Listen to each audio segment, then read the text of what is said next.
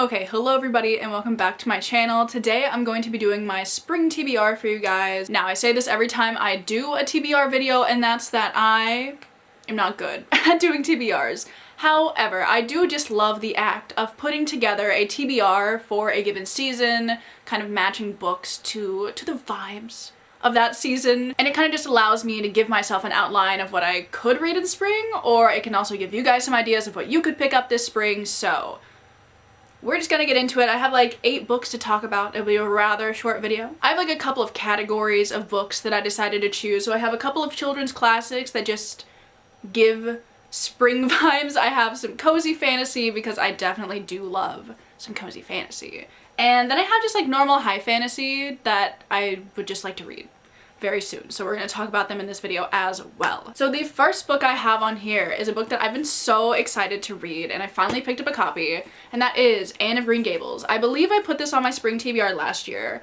and did not read it. Who's shocked? Absolutely nobody, but I have been meaning to read anything, honestly, by Ellen Montgomery for a very long time. I know she talks a lot about like nature in her writing, and I figured that would be just perfect for spring. I can't lie, I don't really know if I know too much about this book. I just know you're following our main character, Anne, who is an orphan, and I think you're just kind of following her in her day-to-day life, seeing what she gets up to. I know she's a very beloved main character, so I'm very excited to hopefully read Anne of Green Gables finally. The next one I'm also very excited about, and it's another like children's classic, and that is The Wind in the Willows by Kenneth Grahame. This is a really pretty like Barnes & Noble classics edition. I picked it up a few years ago and I was like, oh, I'm totally gonna read this like ASAP. Didn't. In this book, I think you're kind of just following around these 4 little animals and their day-to-day lives. I have seen like a Disney animated version of some story involving Mr. Toad, and I thought it was really fun. It was really cute. So I figured I should probably pick up like the actual book Wind in the Willows at some point in time. This one is also illustrated, if I can find a good one. Oh, there we go. Look at, oh my god, look at him in his little nightcap. He's precious. I need to find another one because like these illustrations are so just like precious. Look at him. He's sometimes scribbled poetry. That's the caption. That's so cute. Oh my god. And now we're gonna move into like some cozy fantasy. The first one I picked up at half price a few weeks ago, and I've been so excited about it, and that is The Very Secret Society of Irregular Witches by Sangyu Mandana. I think this is kind of like a contemporary romance of sorts, but there's witches in it. I did not realize this, but this is blurbed by India Holton, who wrote The Mysterious Society of Lady Scoundrels, which I just read, like literally last weekend. And I'm pretty sure I bought these books at the same time, like they were both at half price when I bought them. So very similar vibes, you know? I believe you're following our main character, Micah, who is a witch, obviously in a world where people don't really know about witches, but she has an online account where she posts videos pretending to be a witch, which I just think sounds like a really fun concept. And eventually another witch sees one of her videos and they're like, okay, I know you're not faking. So they ask her to come to this place called Nowhere House, where they have 3 young witches who are trying to, you know, learn to control their magic, and they want her to help.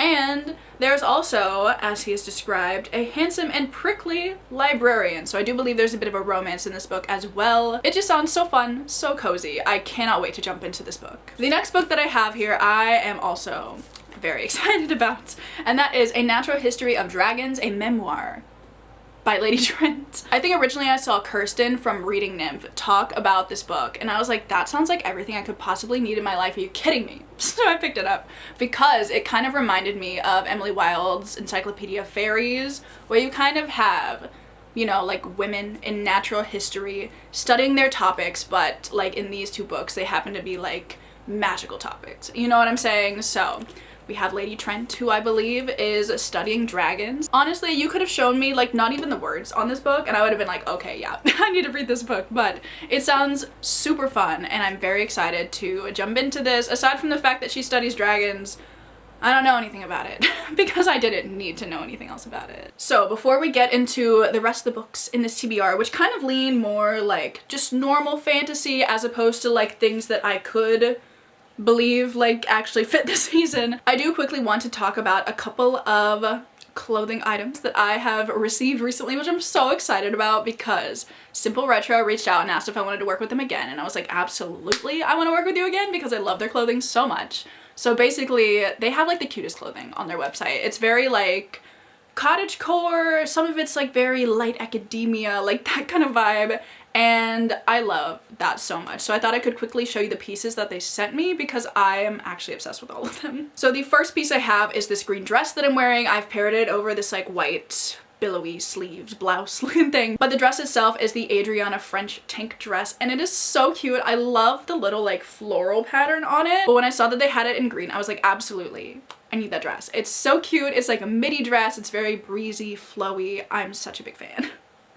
And then I also have one other dress here. This is the Magnolia dress. It is kind of like a more, you know, like it's got sleeves, very blousey. It's got like a higher waist, like an empire waist. Is that what it's called? It's giving Regency. You know what I'm saying? And it also is a midi dress, and it has like that small floral print on it. I love this one too. It's just so lovely. I love the green on this as well. Like honestly, any shade of green I will wear. So this is stunning and I love it. And then I have two bags. It's the same bag but in two different colors because I saw this and I was like, I need it.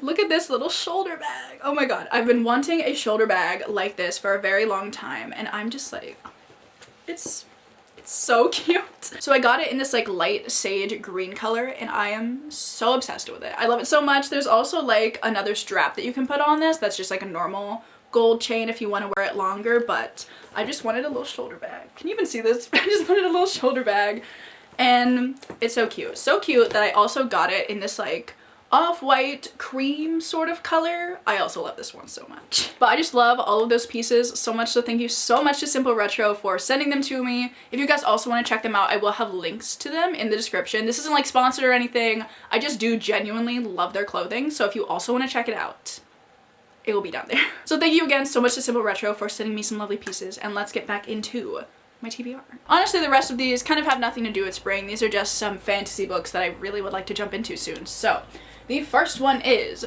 Fear the Flames by Olivia Rose Darling. I saw a couple people talk about this and give it 5 stars, and I was like, I would also like to read this book and hopefully give it 5 stars because I've been wanting just like a really fun fantasy romance time, you know. And this book is like, how long is this book? Like 600 pages almost. So I was like, jumping into a long fantasy romance sounds just like really fun. So basically in this book you are following our main character Elowen, who is a runaway princess who has kind of established her own, I don't know if it's like a kingdom, she's got her own like people, you know, that she's kind of established away from her parents because she was not, like her parents are terrible people, like she did not want to hang out with them anymore.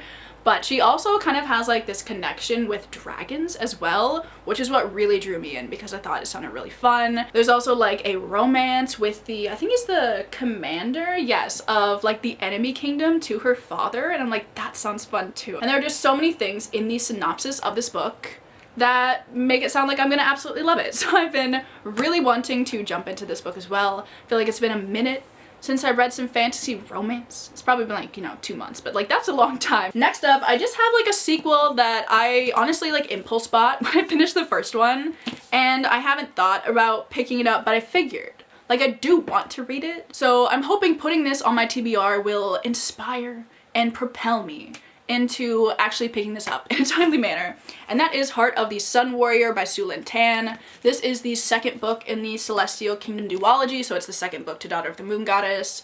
I am just very interested to see what this book is like because I feel like the first book in the series kind of felt like it could be a standalone, so not exactly sure what's going to be going down in this book, but I am still excited to check it out. I would tell you some stuff about it, but it's the second book in a series, so I don't know if that's a good idea. Oh, I've been looking for this bookmark. I made it 40 pages into this book in like December, and I just forgot that I was reading this, but hopefully I will make it further this time. Next up, I have 2 books in a series, and I'm just hoping to finish this series this spring because I keep thinking like, hey, you should continue it, and then I do not.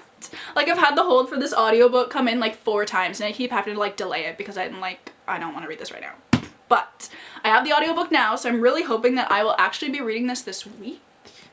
Maybe, at least the second one. And that is Mistborn by Brandon Sanderson. I read The Final Empire in January. I loved it. I gave it a 5 stars. It was fantastic. So obviously I went out and I bought books 2 and 3 like immediately because I was like, this is fantastic. I need to continue it ASAP. 2 months later, still haven't done it. So I'm really hoping to complete the first part of Mistborn this spring because I do eventually like want to jump back into Stormlight, but I would like to finish Mistborn before I do so.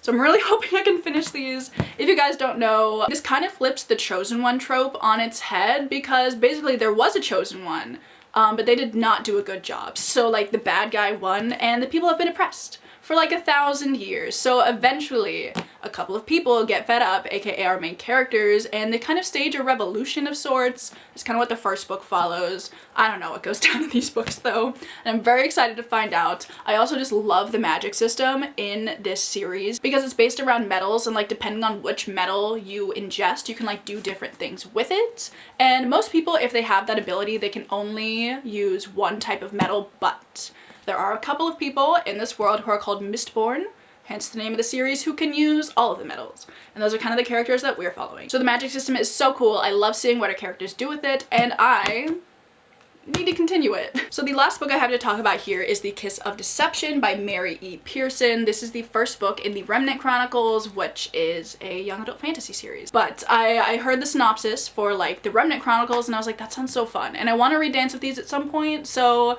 I'm gonna read the Remnant Chronicles first and then I'll get into that. So basically this book follows our main character, I don't know what her name is, and she has like an arranged marriage set up for her that she's not vibing with. She's not into it. So she decides to run away, as one does. And while she is on the run, she does have 2 people that are currently trying to track her down. One of them is the guy that she was supposed to be married to. He just wants to find her. I don't know why, but he does. And there is an assassin coming after her as well. And the thing that really drew me in is I heard somebody say that this is told in a way that like if she were to meet one of them like out and about, like you're not gonna know which one she meets. So like, is he gonna marry her? Is he gonna kill her? Who even knows if that's what they want to do? I don't know, but I'm very intrigued by that premise and I'm so excited to jump into this book. So yes, those are a couple of the books that I'm really hoping I can get to this spring. I would also love to know down below if you guys have any books that are on your spring TBR, anything you're really excited about. I'd love to hear about them. And I guess that's it. So I'm gonna let you guys go. Thank you so much for watching and I will see you in my next video.